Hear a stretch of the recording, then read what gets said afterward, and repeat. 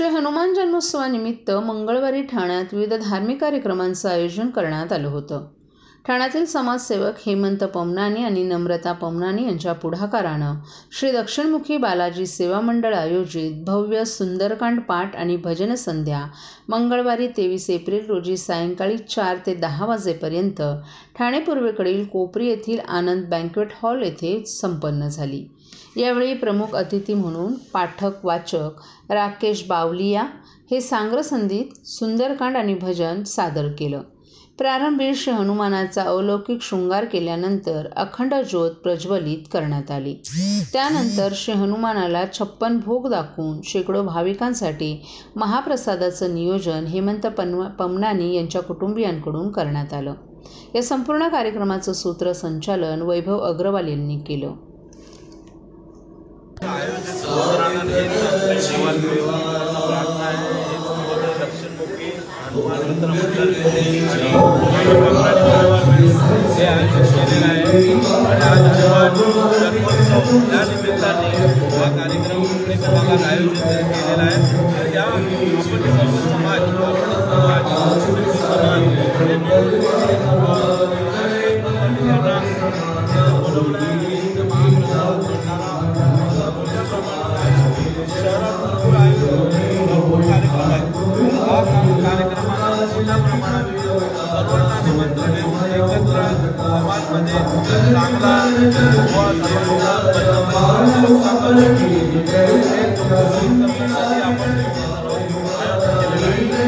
हनुमान चरणी काय प्रार्थना कराल?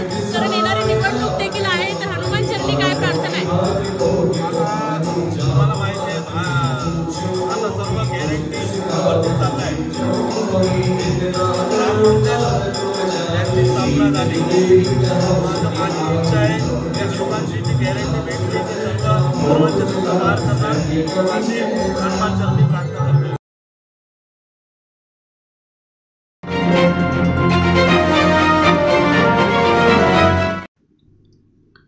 ठाणे शहरातील वाहतूक कोंडी सोडवण्याबरोबरच वाहतुकीला शिस्त लागावी यासाठी शहरातील रस्त्यांमध्ये बदल करण्यात आले होते। यामध्ये कापूरबावडी पुलाखालून कोलशेत ढोकाळीकडे जाणारा कट देखील बंद करण्यात आला होता। त्यामुळे ढोकाळीकडे जाण्यासाठी हायलँडवरून वळसा मारून जावं लागत होतं। या विरोधात नागरिकांनी आवाज उठवल्यानंतर अखेर हा कट पुन्हा सुरू करण्यात आलाय। मात्र असं असलं तरी हा कट आमच्या पाठपुराव्यामुळे सुरू झाला असल्याचा दावा शिवसेना शिंदे गट आणि भाजपकडून करण्यात आला असून हा कट खुला करण्यावरून दोघांमध्ये श्रेयवादाचा राजकीय शृंगार रंगलाय। हा पर्याय चुकीचा ठरत असल्याचं निष्पन्न झाल्यानंतरही पुलाखालील मार्ग काही सुरू करावा यासाठी भाजपचे ठाणे शहर आमदार संजय केळकर आणि शिंदे सेनेचे माजी स्थायी समितीचे सभापती संजय भोईर यांनी हा कट खुला करण्यासाठी प्रयत्न केल्याचा दावा दोघांकडूनही करण्यात आलाय। दरम्यान बुधवारी दुपारी 12 वाजता जेसीबीच्या साहाय्याने येथील कट खुला करण्यात आला। यावेळी शिंदे सेनेच्या पदाधिकाऱ्यांकडून वचनपूर्ती केल्याचं सांगितलं जात होतं, तर भाजपकडून आमच्या पाठपुराव्याला यश आल्याचं सांगितलं जातंय। त्यामुळे शिवसेना शिंदे गट आणि भाजप यांच्यामध्ये हा कट खुला करण्यावरून श्रेयवाद रंगल्याचंही दिसून आले। या संदर्भात माजी स्थायी समितीचे सभापती संजय भोईर यांना विचारलं असता मागील 1 वर्षांपासून आम्ही येथील कट खुला व्हावा यासाठी मुख्यमंत्र्यांपासून वाहतूक पोलिसांकडे पाठपुरावा करत होतो। त्यानंतर 2च दिवसांपूर्वी मुख्यमंत्री एकनाथ शिंदे यांनी देखील हा कट खुला करण्याचे आदेश दिले होते। यानुसार हा कट खुला करण्यात आलाय।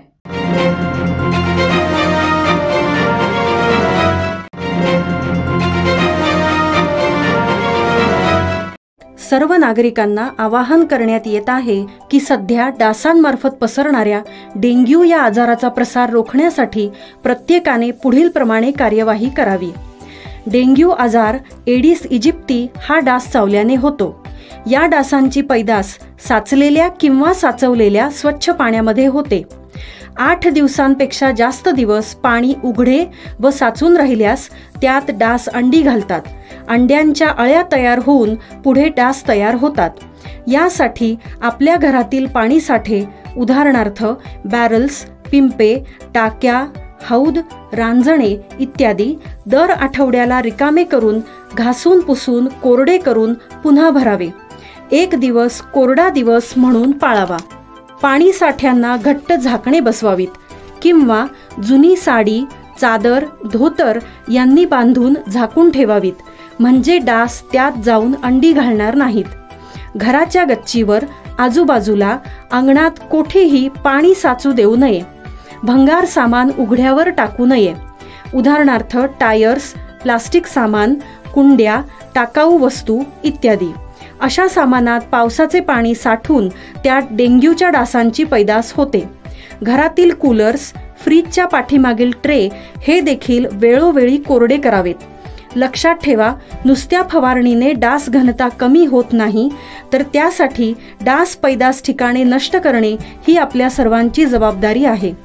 कोणताही ताप अंगावर न काढता जवळच्या शासकीय रुग्णालयात मोफत औषधोपचार घ्या.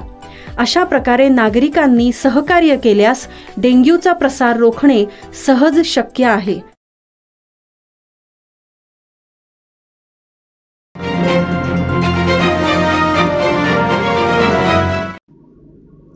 महाविकास आघाडीचे लोकप्रिय उमेदवार राजन विचारे यांनी प्रचाराला सुरुवात केली. आज सकाळी त्यांनी मासुंदा तलावपाळी परिसरात जॉगिंग ग्रुपला येणाऱ्या नागरिकांची आणि ज्येष्ठ नागरिकांची भेट घेतली.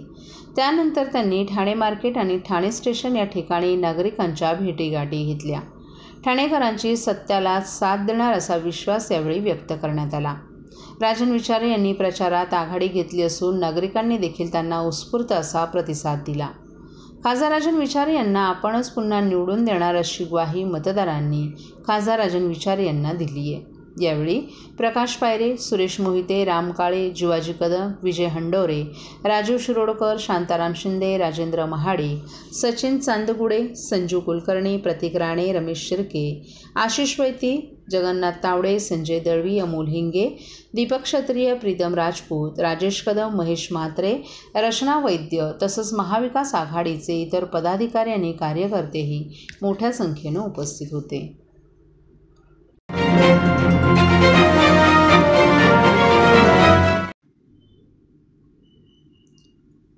महाराष्ट्र राज्य राजपत्रित अधिकारी महासंघ हा राज्यातील शासकीय अधिकाऱ्यांचं एक कुटुंब आहे.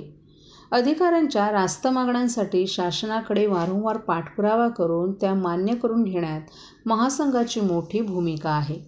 महासंघानं अधिकाऱ्यांसाठी मुंबईत कल्याण केंद्र बांधण्याचं काम हाती घेतले.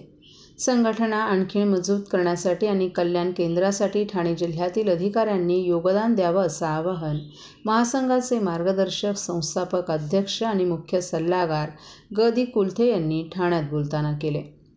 महाराष्ट्र राज्य राजपत्रित अधिकारी महासंघ आणि ठाणे समन्वय समिती यांच्या संयुक्त विद्यमाने ठाणे जिल्ह्यातील राजपत्रित अधिकाऱ्यांची बैठक बुधवारी दुपारी 3 वाजता ठाणे जिल्हाधिकारी कार्यालयाच्या समिती सभागृहात उत्साहात संपन्न झाली.